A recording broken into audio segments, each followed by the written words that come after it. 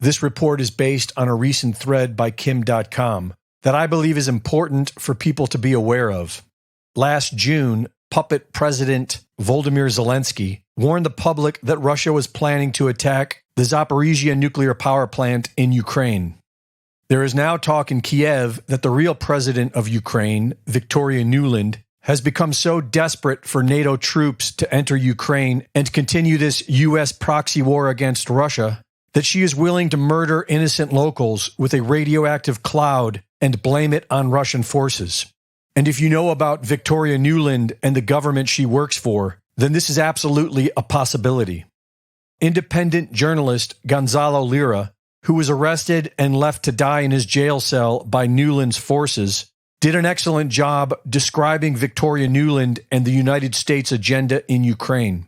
I highly recommend watching the entire thing, but here is my short edit. Victoria Nuland is carrying out a policy which is very, very simple. The American goal, foreign policy goal, is to have a weak and preferably divided Russia, a Russia like the good old days in the 90s.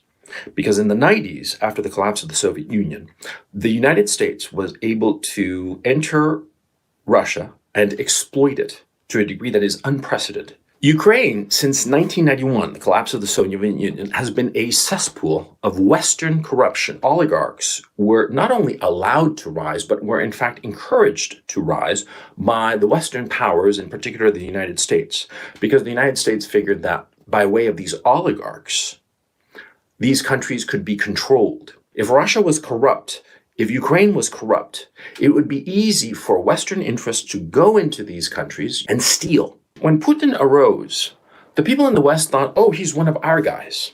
But what they discovered, to their dismay, was that when Putin took power in roughly 1999, he cut a deal with his oligarchs. You stay out of politics and I'll stay out of your grift. But what happened was that slowly over the years, Putin started edging out the oligarchs. And even as he put in his own oligarchs, he started making those oligarchs smaller and weaker, which is what he's been doing for the past 23 years. Had Putin not existed in Russia, Russia would be what Ukraine is today. Americans started realizing this in the late 2000s, early 2010s. They started realizing that Putin was subtly resisting them, resisting their attempts to turn Russia into a whore. These Ukrainian extremists, they hate ethnic Russians. And that fits very neatly with Nuland.